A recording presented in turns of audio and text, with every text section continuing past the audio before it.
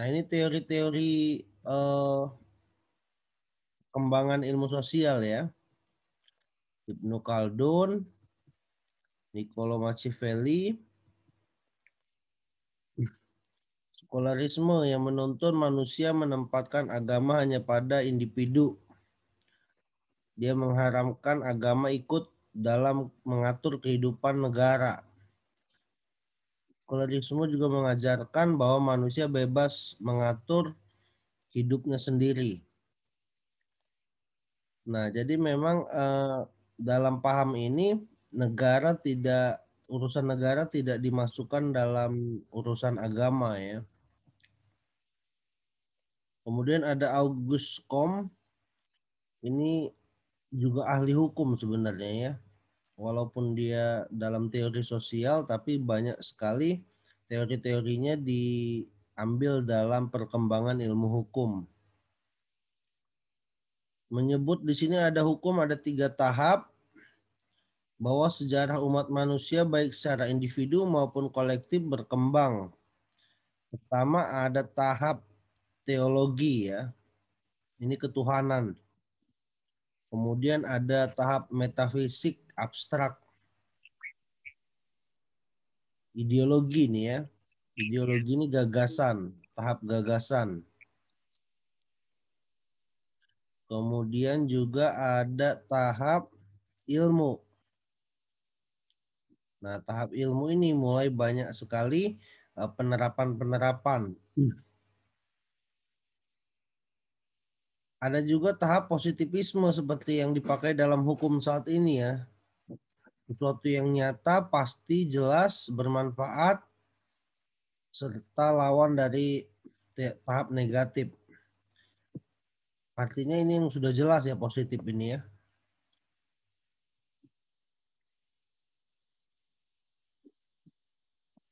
Kemudian ada reaksi terhadap teori filsafat positivisme ya. Positivisme itu suatu kepastian ya, kejelasan. Kalau dalam hukum itu sudah ada aturan. Tapi ada banyak juga reaksi terhadap positivisme ini, tidak puas, terutama terhadap latar belakangnya yang natural dan deterministik. Natural dan determinisme inilah yang di masa lalu telah mendorong berkembangnya metafisika materialistik dengan implikasi yang luas dalam segi kehidupan manusia. Jadi memang positivisme ini kebanyakan lebih menguatkan para penguasa saat itu ya. Jadi banyak sekali juga reaksi-reaksi yang ada. Reaksi terhadap kenyataan semangat kemajuan yang terjadi pada abad 20 sebagai akibat dari pemikiran sejarah yang kuat. Sekaligus juga membuktikan adanya ketidaksinambungan dalam perkembangan. Timbul reaksi istilah perkembangan yang menjadi mitos masyarakat secara umum, melahirkan upaya untuk memperhatikan struktur dari fenomena yang sebenarnya atau formal terhadap bentuk logis yang lebih real ya. Nah, ini ada hukum alam ya, hukum alam, hukum sosial, positivistik, naturalistik. Ada kausalitas ya, sebab akibat dalam hukum alam ini. Kalau dalam ilmu hukum itu kausalitas ini, mengapa ada kejadian hukum pasti ada sebabnya. Jadi harus sesuai linier. Kalau dalam hukum sosial ya, humanistik ya, dia itu ada sebab ya, bermakna akibat. Jadi memang hukum sosial ini berbeda dengan hukum positivistik ya.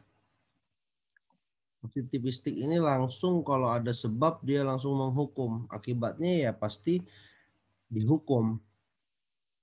Kalau dalam hukum sosial ada sebab, ada kejadian, harus dilihat apa saja akibat-akibatnya. Akibat-akibat juga dilihat apa saja sebab-sebabnya. Jadi memang input outputnya kalau hukum positif ini menghukum langsung ya. melanggar langsung akibatnya di penjara. Akibat yang dilanggar ini sebabnya dicari tahu dulu dalam hukum sosial. Ada kesinambungan. Karena memang dalam hukum sosial ini dia lebih melihat kepada bagaimana menyelaraskan sesuai tidak kejadian yang terjadi dengan sebabnya. Tidak langsung dihukum ya seperti hukum positif. Nah, seperti ini ya sebab akibat ya dalam teori. Kalau kita malas ya artinya kita harus menanggung resiko miskin. Kemudian ada dasar pengamatan ilmu sosial. Di sini melihat dari intuisi, agama, rasional, dan empiris. Jadi intuisi dan agama ini non empiris ya, tidak dipraktikkan langsung. Jadi ilmu sosial itu dia harus dilihat dari rasional dan empiris. Nah, dari rasional ini ada aliran positif tadi ya, sebab akibat yang langsung, dan aliran empiris yang humanis ya. Seperti Ibnu Khaldun tadi, dia melihat dari nilai-nilai budaya, kemanusiaan, ya jadi tidak langsung dihukum seperti aliran positifnya Auguste Comte.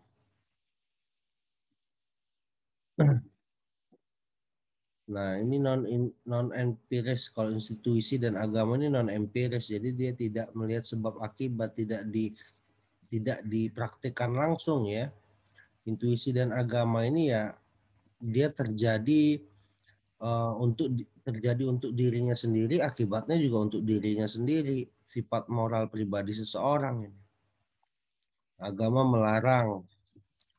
Sedangkan kalau rasional dan empiris ini pasti dia dihukum secara positif ya, hukum positifnya dia harus dipenjara. Secara empirisnya, humanis, dia pasti ada sanksi sosial dan bagaimana di dalam budaya kemanusiaannya dibentuk.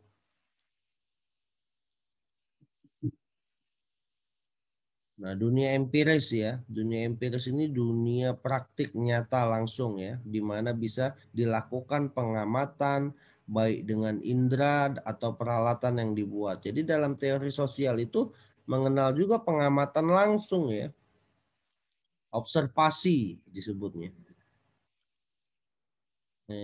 Ilmu berkembang, proses pengamatan manusia secara sistematis dan terus-menerus akan sesuatu yang dialami dan disaksikan dalam hidup. Jadi memang perkembangan ilmu itu hasil dari pengamatan. Dia mengandung dua hal ya ilmu ini. Ada konsep yang digunakan dalam ilmu, ada teori ya. Kalau kalian nanti buat skripsi itu pasti pakai konsep dan teori yang ditemukan oleh peneliti. Konsepnya seperti apa, teori yang dipakai teori siapa. Nah, di sini ada perjalanan empiris ya, lingkaran. Dari fenomena yang ditemukan, ada kejadian ya, diperkirakan. Nah, misalnya ada kejadian apa ya? Kejadian narkoba, banyak narkoba di satu desa misalnya. Diperkirakan ini kira-kira karena lemahnya agama dan pendidikan. Diuji apakah benar perkiraan kita itu seperti itu. Kita uji di daerah sana. Ternyata banyak juga yang ahli agama, ya, banyak juga yang sekolah. Tapi ada beberapa yang memang hipotesa kita benar. Ditemukan adanya bukti-bukti benar atau tidaknya fakta tersebut. Disusun sesuai dengan teori, ya, teori-teori yang ada. Kita ambil teori, misalnya teori Zimli, teori Auguste Comte tadi ya. Teori-teori itu sesuai nggak dengan kejadian ini? Kemudian disesuaikan, dikomunikasikan dengan masyarakat, ya, diamati fakta baru. Nah, balik lagi akhirnya ditemukan fenomena baru lagi. Nah, inilah eh, pengam- model pengamatan dalam suatu penelitian sosial.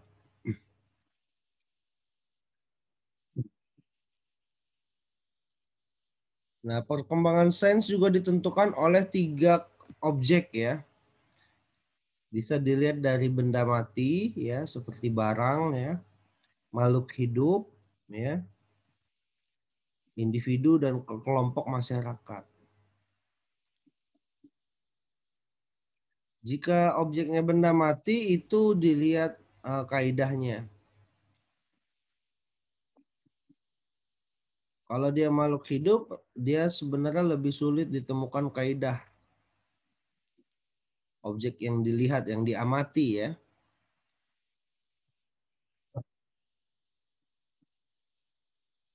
Jika objeknya individu dan masyarakat, ini juga sulit ya ditentukan kaidah empiriknya. Makanya di sini dilihat melalui perkembangan ilmu sosial seperti ekonomi, ekonominya bagaimana, hukumnya seperti apa, politik sosialnya di mana. Jadi relatif lambat ya. Jadi ilmu sosial ini tidak seperti ilmu pasti. Dia butuh pengamatan yang panjang. Karena memang ilmu sosial ini berkembang pesat. Relatif kurang akurat ya. Tidak seperti ilmu pasti, dia berubah ilmu sosial ini.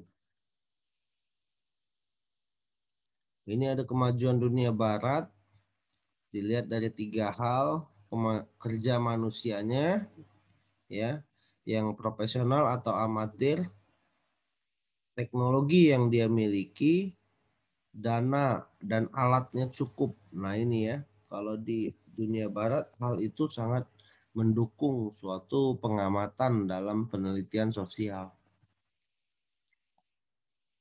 Nah ini ada masalah sosial yang ada ya, antara konsep dengan kenyataan kadang tidak sesuai ya, bermasalah. Dalam teorinya ideal ya, dalam teori harusnya menciptakan keadilan. Kenyataannya ternyata banyak sekali pelanggaran-pelanggaran seperti money politik ya. Nah, ini masalah yang ada memang dalam kehidupan sosial. Antara teori dan kenyataannya selalu berbeda ya. Disebut teori, teori tanpa praktik itu dia lumpuh, praktik tanpa teori itu buta katanya ya. Jadi dia harus bersenambungan. Jadi harus dilihat teori dengan kenyataannya, sesuai nggak, sejalan nggak. Nah, sehingga memang penelitian riset ya, penelitian suatu ilmu sosial itu tidak akan pernah habis. Nah, masalah sosial itu selalu dimulai dari 5W1H ya. Kalau kalian buat rumusan masalah dalam penelitian pasti ada apa, kenapa, siapa yang melakukan, di mana, kapan, dan bagaimana. Nah, ini suatu yang mengandung keraguan dan ketidakpastian dalam masyarakat. Ada kesenjangan gap ya antara teori ya dasolen dan kenyataan dasen. Nah, ya. Seharusnya berkeadilan, kenyataannya sulit sekali dicapai. Nah, ini masalah sosial. Jadi memang hukum ini tidak lepas dari ilmu sosial sebenarnya. Adanya kesenjangan gap antara teori sosial dan praktek teori sosial. Adanya sesuatu yang dianggap masih kurang. Adanya ketidakseimbangan. Adanya sesuatu yang dianggap tidak cocok atau relevan. Ya, sesuatu yang tidak relevan dianggap layak tapi masih dipakai terus ya, kayak KUHP kita ini ya, udah nggak sesuai perkembangan zaman tetap dipakai. Masalah sosial ada yang bisa terpecahkan dan ada yang tidak bisa terpecahkan. Dalam penelitian dipermasalahkan permasalahan itu dapat dirumuskan secara teori, empirik, dan normatif ya. Jadi memang untuk menyelesaikan masalah sosial itu lihat teori-teori terdahulu, lihat kenyataannya di lapangan, lihat aturannya, aturan hukumnya, aturan agama, budayanya memang seperti itukah?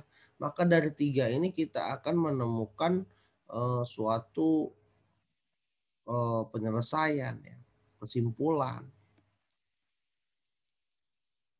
Masalah umum dalam kehidupan sosial ya, kemiskinan, ekonomi ya ini, keadilan, nah, kadang tidak tercapai ya, pemerataan, kadang di desa dengan di kota tidak sama, penataan kelembagaan, kadang tumbang tindih ya, tidak sesuai, tidak tahu mana yang lembaga yang berfungsi, mana yang lembaga yang benar-benar harus diprioritaskan. Masalah demokrasi ya, sudah semua dari rakyat, oleh rakyat, dan untuk rakyat, tapi tetap saja seperti kerajaan. Siapa yang jadi pemimpin, siapa yang sudah jadi anggota dewan, sudah lupa ya. Padahal hanya 5 tahun sekali. Masalah HAM ya, banyak sekali pelanggaran HAM dalam kehidupan sosial. Masalah supremasi dan penegakan hukum. Ya, penegakan hukum yang saat ini masih tidak dipandang tidak sesuai dan tidak diharapkan oleh banyak masyarakat.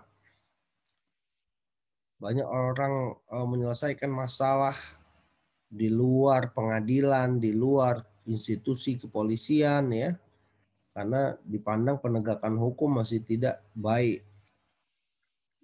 Masalah lingkungan ya, lingkungan yang sehat, yang baik ya, dan masalah ketidakpercayaan sosial dan kebohongan publik. Nah, sekarang isu-isu di masyarakat banyak hoak ya, banyak berita yang sudah tidak dapat lagi sesuai dengan kenyataan, hanya politik.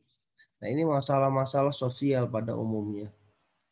Ada juga masalah narkoba di sini, masalah persamaan gender ya, masalah kebebasan, sumber daya manusia, kemudian ada teroris, separatis ya, yang banyak meneror,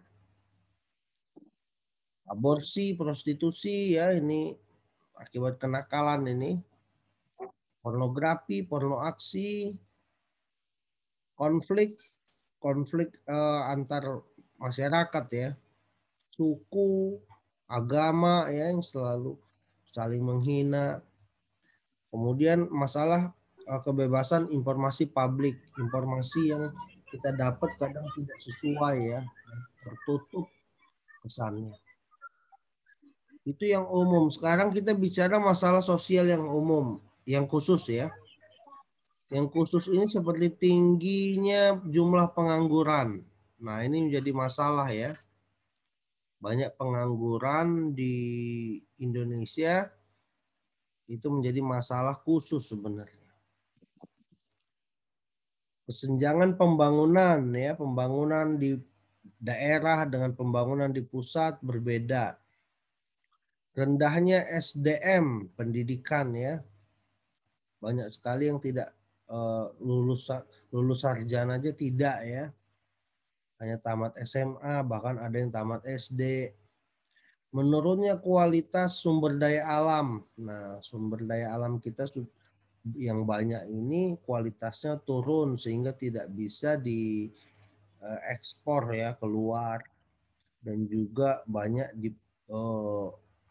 curi sumber daya alam kita dengan negara luar. Rendahnya penegakan hukum. Nah, ini ya, moral biasanya kalau udah penegakan hukum rendah. Moral aparat dalam menjalankan suatu kinerjanya ya, dedikasinya terhadap negara itu kurang. Rendahnya kualitas pelayanan kepada publik. Nah, ini juga ya, semua pelayanan buat KTP, buat KK ya misalnya itu lambat ya. Belum optimalnya fungsi kelembagaan. Nah, lembaga-lembaga yang ada hanya dipandang hanya sekedar formalitas ya, tapi fungsinya tidak terlihat bermanfaat bagi masyarakat. Ancaman teroris, separatis, tingginya kejahatan, korupsi ya, apalagi sekarang korupsi ya, korupsi bantuan sosial, kemarin Menteri Dinas Sosial, korupsi Menteri Kelautan ya, lobster kemarin. Nah ini ya, ini masalah khusus sebenarnya. Rendahnya kemampuan pertahanan keamanan ya, kekerasan atas nama agama. Nah ini semua bisa dijadikan rumusan masalah. Rumusan masalah ini terdiri dari pernyataan, statement kita bahwa apa yang menjadi masalah. Kita definisikan masalahnya apa saja, ya kemudian baru kita lihat operasionalisasi masalahnya. Ini harus dijawab dengan proposisi ya, apa saja yang bisa mendukung hipotesa dan teori. Hipotesa itu kemungkinannya ya, kemungkinan, dan teori itu pendapat ahli. Jadi ilmu sosial ini punya peran ya dalam memecahkan masalah sosial. Nah, jelas dia ini membantu memperjelas masalah yang dihadapi. Nah, jadi memang kalau dalam hukum juga kalau kita nggak mempelajari peran ilmu sosial, kita nanti akan menjadi ahli hukum yang kaku, ahli hukum yang hanya mengandalkan pasal, tapi tidak melihat pada kehidupan masyarakat. Jadi memang ilmu sosial ini membantu memperjelas masalah yang dihadapi, bukan hanya sekedar pasalnya saja, tapi masalahnya apa kita harus tahu juga. Ya, kebanyakan ahli hukum juga hanya melihat pasalnya saja. Oh, ini masuk pidananya. Oh, ini perdata. Oh, ini bisa kena hukumannya. Ya. Tapi harus dilihat dulu kenapa itu bisa kena. Kenapa masalah itu ada. Nah, itulah gunanya ilmu sosial dalam segala kehidupan. Dia juga mengumpulkan data dan fakta, menganalisa data tersebut, mengajukan rekomendasi. Solusinya apa? Jadi nggak perlu semua harus dihukum ya. Kalau dalam ilmu sosial ini bisa didamain di tempat. Nah, udah damai aja di tempat. Ini rekomendasinya. Kemudian mempelajari halangan yang mungkin terjadi. Kalau nggak bisa damai, ada saran-saran lain ya. Memberikan penjelasan dan mendorong kegiatan cara menanggulangi masalah. Ada langkah-langkah ya. Kalau misalnya masih belum juga proses dimulai lagi. Jadi ilmu sosial ini mampu memecahkan masalah sebenarnya daripada penegakan hukum yang saat ini kaku. Dipandang masyarakat menjadi hal yang mengerikan. Dikit-dikit penjara, dikit-dikit penjara. Tapi kalau ilmu sosial dia mampu untuk memecahkan masalah yang ada. Maka memang peran ilmu sosial ini sangat membantu dalam berjalannya suatu penegakan hukum. Ada ilmu pengetahuan saintifik, ya, pure science dan apply science. Suara saya jelas nggak ya? Halo? Jelas Pak, jelas. Jelas Pak. Jelas Pak. Jelas Pak. Nah, yang pure science ini pure ya, teori asli, teori yang benar-benar murni ya. Cara keilmuan sosial ada nomotetis, ada ideografis. Nomotetis ini seperti memperhatikan benda dalam sifat abstraknya, ingin tahu hakikatnya, memperhatikan hal-hal yang bersifat umum. Nah ini ya. Kalau ideografis ini memperhatikan dalam sifat yang konkret nyata, dia lebih nyata ya. Nah memperhatikan hal-hal yang lebih khusus seperti sosiografisnya ya. Nah, sedangkan apply science ini prakteknya dia tidak sama seperti teori, seperti saya katakan tadi ya, praktek itu adalah suatu aksi nyata. teori ini hanya pedoman, panduan. Untuk melakukan aksi nyata, lihat dulu pedomannya, lihat teorinya. Ya, kalau praktek tanpa teori nanti dia akan buta. Nah, ini buta dia kalau nggak ada teori. Teori juga kalau nggak ngeliat prakteknya ya itu dikatakan disebut lumpuh. Ya, apa guna banyak-banyak teori kalau nggak ada praktek kan gitu? Apa gunanya praktek kalau misalnya nggak melihat teori? Teori itu menjadi pengingat bagi praktek, ya.